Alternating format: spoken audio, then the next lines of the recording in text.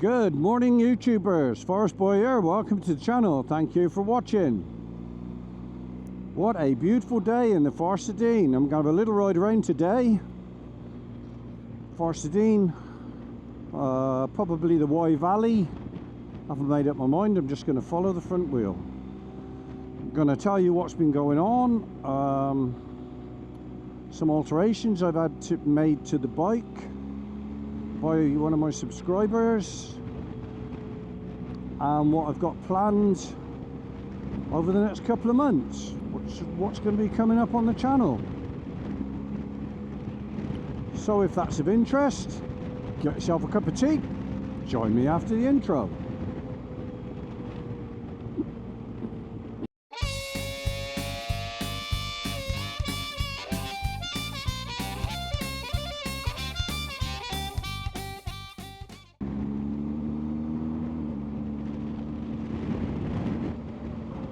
So in a previous video I was complaining, like a lot of other people, about the stupid rear lights and indicators on the later GS's. This is a 23 model and it's got those ridiculous indicators on the back that are also the brake lights. So when you pull the brakes on, you can't actually see the indicator flashing, so people behind them got a clue what's going on. I was contacted by one of my subscribers, Jay of GS Riders in North Wales, Holywell, who said, if you want to come up and see me, wow, look at this, isn't this beautiful? In the sunshine. It's just stunning.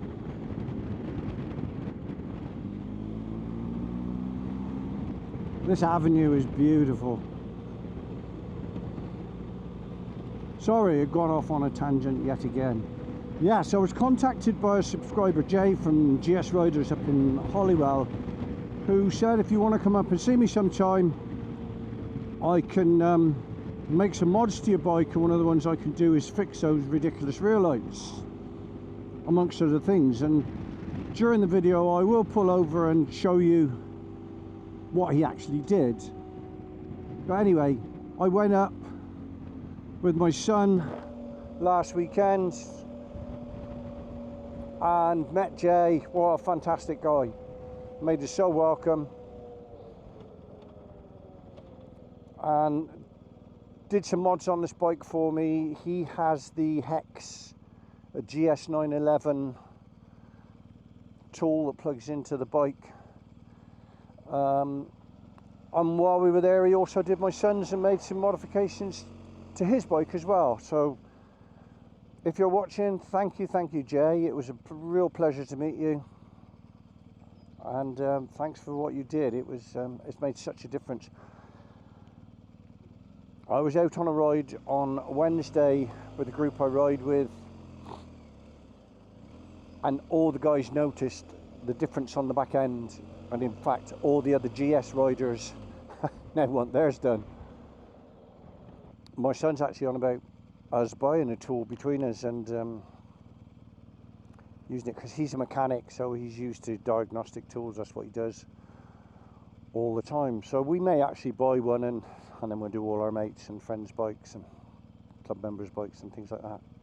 Anyway, I just wanted to say a big shout out to Jay and thank you very much for what you did. Well, it looks like the warm weather's here at last, so the muffs that I've been using through the winter have come off. I'm still having terrible problems with my hands, especially this right one. So I have put some grip puppies on to see if that'll help. I went out on Wednesday with them, and yeah, I have to say they did seem a bit better. But only time will tell. I'm having terrible problems with my hands at the moment, which is not great when you're riding a bike. The Dunlop Tramax Raids are still going. They're still doing well. I'm hoping they'll last a few more weeks, and I can put a new set of Michelins on ready for the Alps. So what have I got planned for this summer? Well, by the time you watch this video, I will be in Dubrovnik in Croatia, going there for 4 days with my wife and some friends. Just a short break. And then I'm back for a few days, and my wife and I are off to Albania. We're picking up a car in Tirana. We're going to drive through Albania for 8 days, down to the bottom, Sarande, I think, which is opposite Corfu. We're hoping for some nice weather. I've actually been to Albania before on the motorcycle, actually, on one of my journeys years ago when I was doing all the crazy stuff. I rode through Albania. Don't actually remember very much about it. I know there was some beautiful scenery, a bit like here. So back from Albania, 10 days. And then I head off to the Alps for 14 days. I'm taking a group on tour and leading them through the Alps.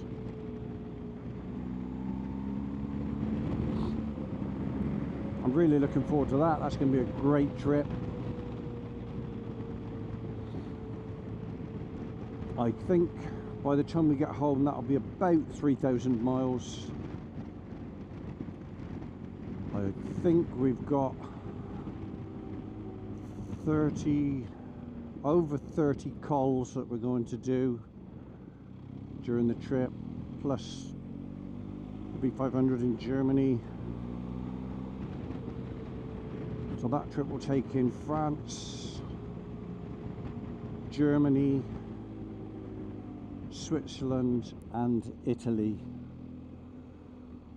although predominantly France.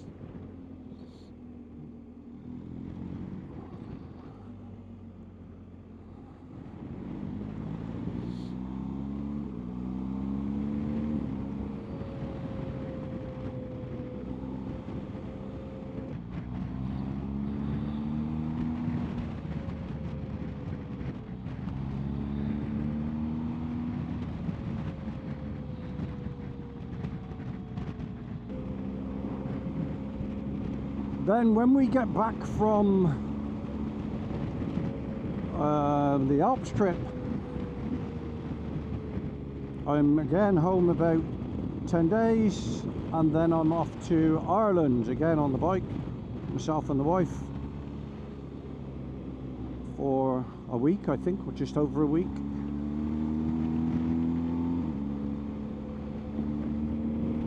We're going from Fishguard to Rosslare, 3 days in Killarney, from Killarney up to Westport,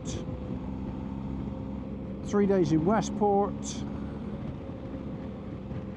and then from Westport to Dublin, and then a ferry back from Dublin to Holyhead, and then a nice ride back through North Wales. So that's going to be a really good trip. I'm quite excited about that one. A couple of places I want to visit. We're going to do some of the Wild Atlantic Way while we're there. I'm a great John Wayne fan. I was brought up in the 50s and 60s, and John Wayne was the biggest movie star in the world, and I was brought up on John Wayne movies, so I'm a huge John Wayne fan, and one of my favourite films is the one he made in Ireland called The Quiet Man, and it was made just outside Westport. So we've already got tickets for the Quiet Man tour, which has got to be done, I'm afraid. Well, as for me, while we're there, we're also going to do a few sections of the Wild Atlantic Way. We're going to do the Kerry Ring,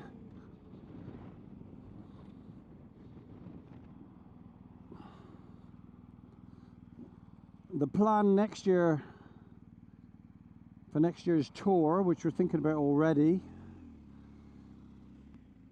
is Ireland and the Wild Atlantic Way. So this will be a nice chance to do a bit of a recce.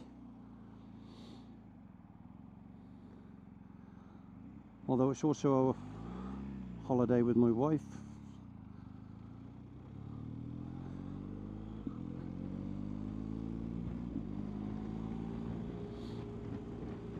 I just hope the weather's reasonable. We're going in the second half of July, so it should be okay. Very expensive. I mean, the ferry was expensive, but accommodation, oh my god, it's just so expensive.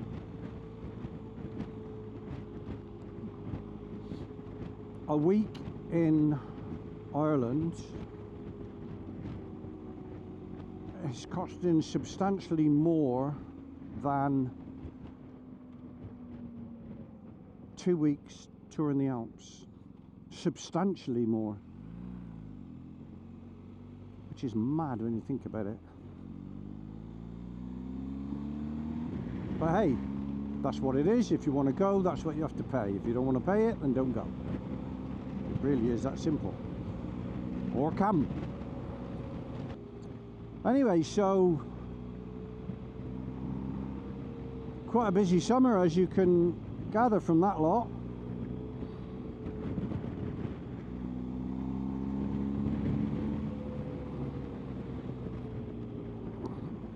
Some of you know, the last couple of years, or the last year for sure, I had some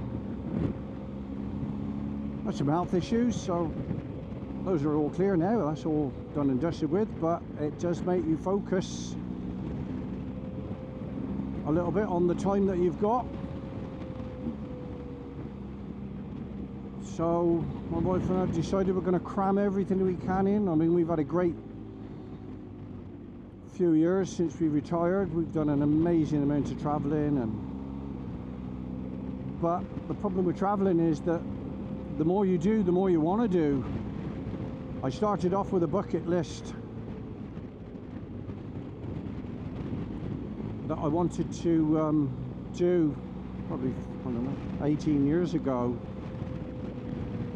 and apart from one or two things, we've done that bucket list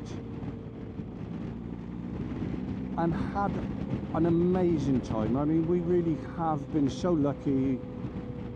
We've lived the dream. We worked hard, we saved hard, we retired early, we were very fortunate, and we've made the most of it. We really have lived the dream. But the bucket list now is 3 times longer than when we started. And unfortunately that is not going to get completed. We don't have the time or the money. It certainly costs money. People, you know, people claim to be able to travel on a shoestring. I mean, we're not crazy spending money, but we certainly can't travel on a shoestring. It does cost money.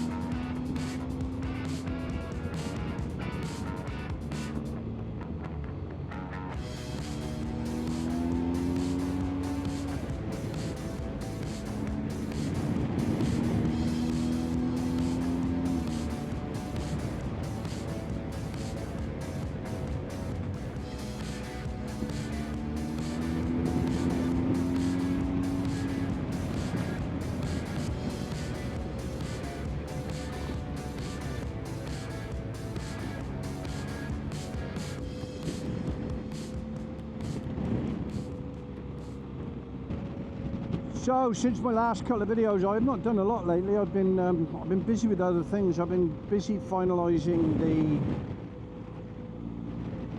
last details for the Alps trip, the Ireland trip, the Albania trip. So I've been a busy period.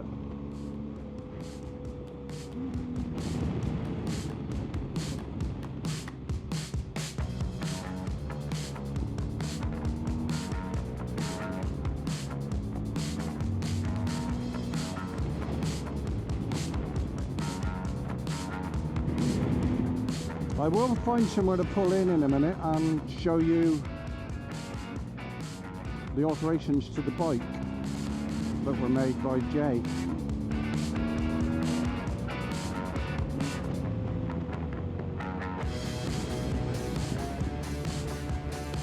I've just got to enjoy this strip of road first.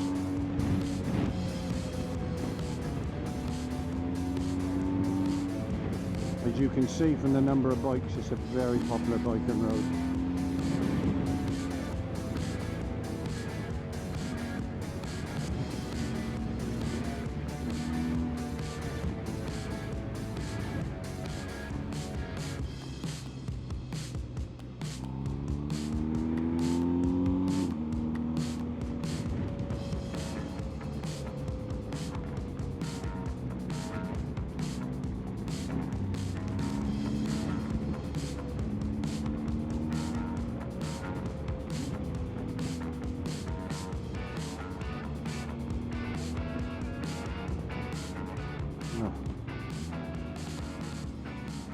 Just when you didn't want to catch another vehicle.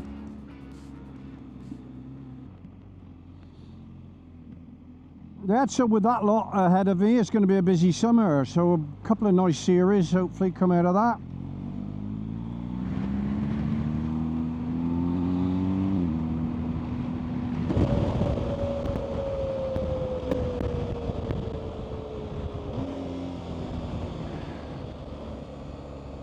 Yeah, I'll make a series, obviously, of the Alps trip.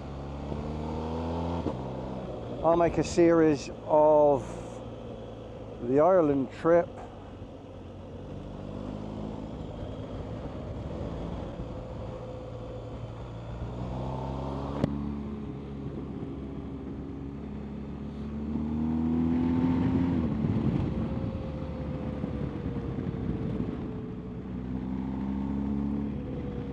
So quite a lot to look forward to.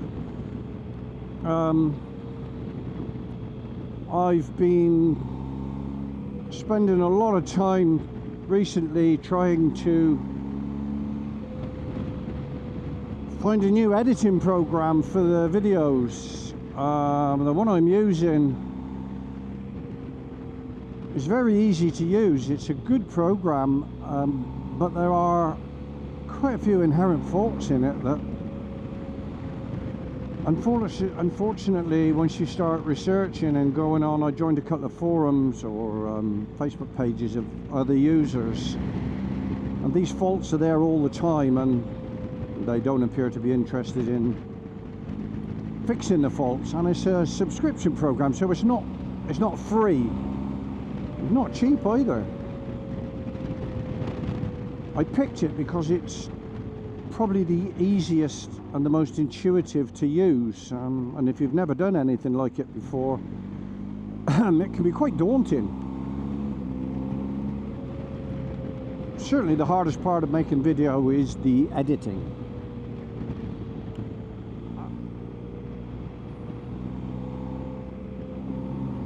The most difficult part when you're on the bike is the audio.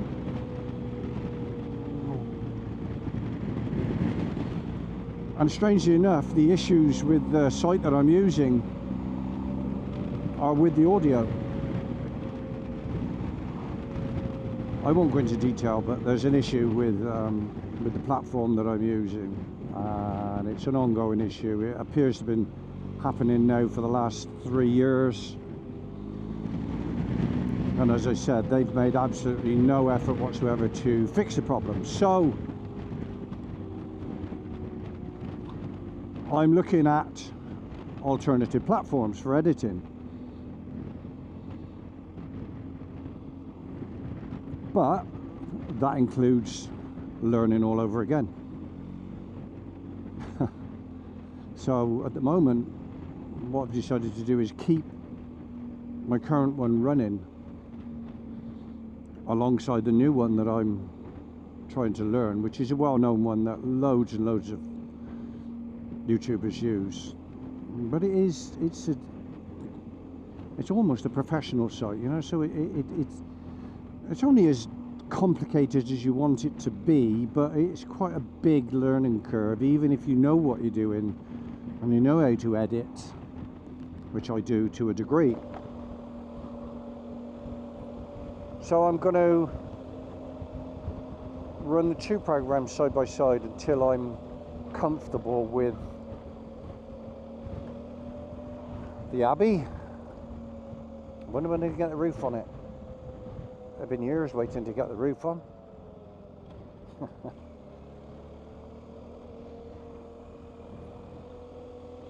This is a beautiful town, Tintern, down in the Wye Valley. Absolutely beautiful. Yeah, so I'm going to run both programs side by side and do it that way until I'm comfortable using the new program, and then I'll unsubscribe from the previous one, which is a shame because I really like it. I've got used to using it. I'm learning more bits, how to add on more bits as time's going on, and I'm really enjoying it.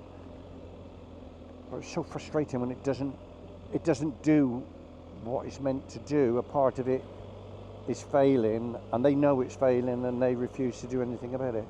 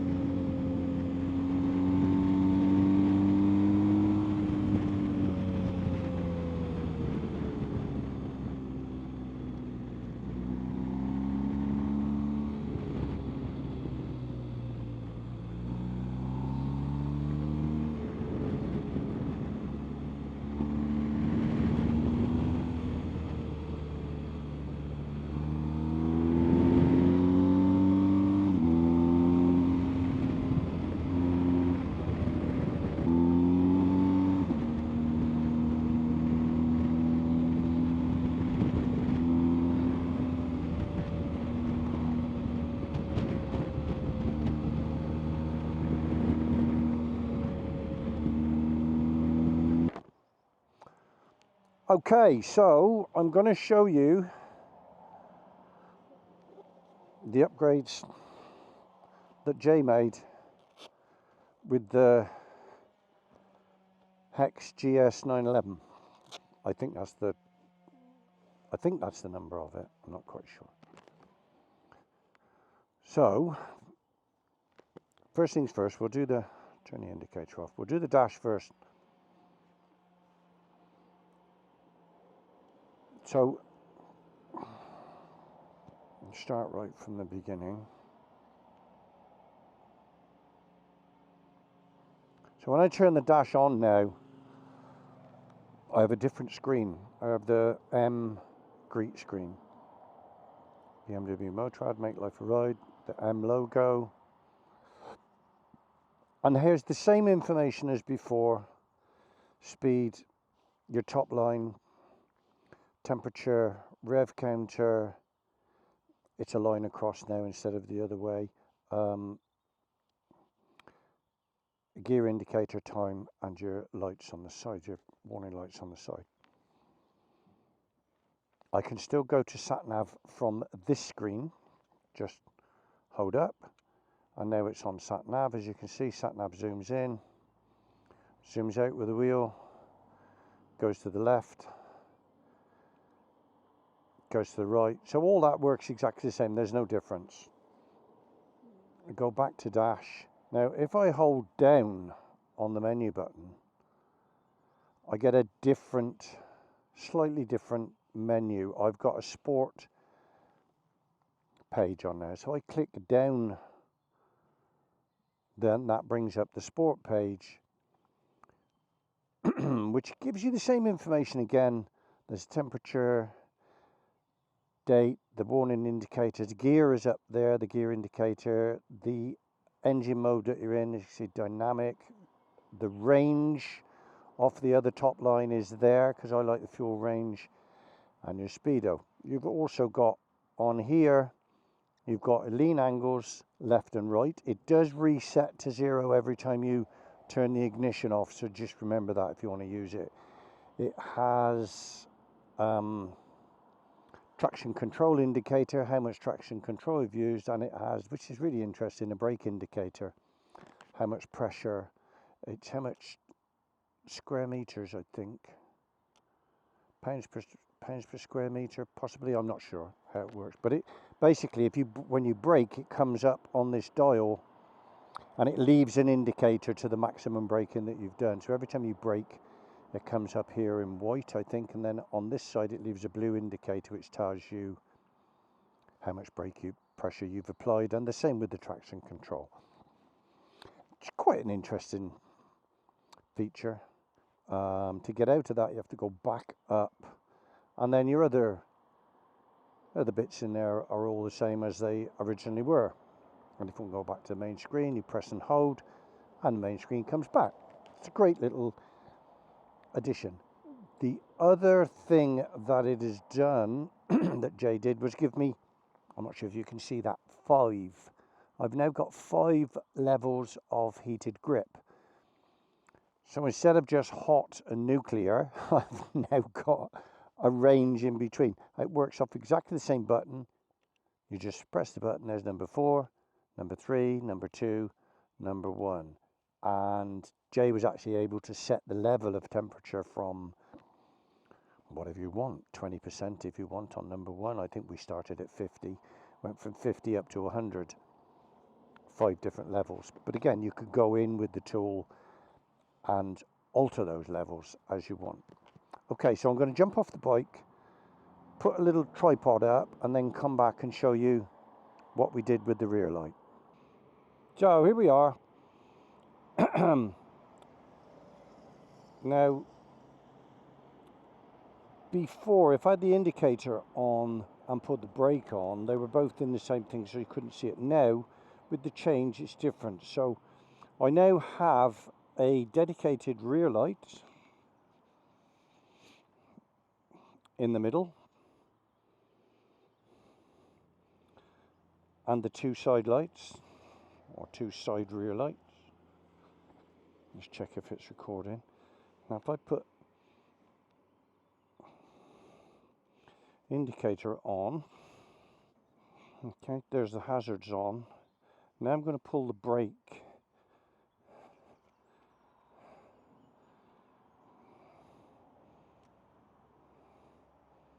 As you can see, these are not lighting up now as a brake light. They're still flashing as an indicator. So the brake light is now in the middle. It comes on and off, on and off, and the indicators are still flashing on the outside, and there's no brake light in here to disguise the flashing indicator. So I was out, as I said, on Wednesday with a bunch of guys, and 3 or 4 of them were on GS's, and they all thought, when they were behind me, they all said what a massive improvement it was. So that, I think it's a massive improvement to the standard setup.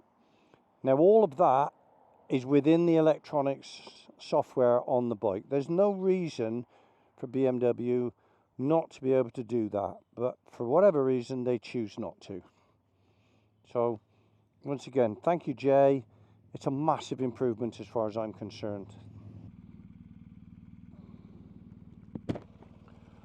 Wow, it really is a beautiful day. Whew. 14 degrees now. I think when I come back from Dubrovnik, I'm going to need to take the liners out of this kit. I'm a bit too warm. Nice to say that. Seems to have been a long, wet, cold winter. Anyway, I'm heading home now. It was just a catch-up video to let you know what I've been doing, what I've got planned, what's coming up.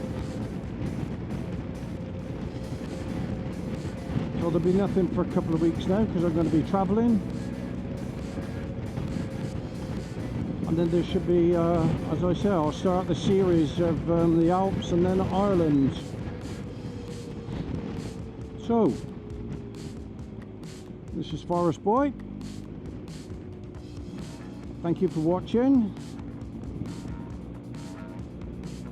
If you like the content, you want to see more, hit the subscribe, notify button. You'll get told when more comes up. So this is Forest Boy signing out. Ride safe, take care. See you all again. Bye for now.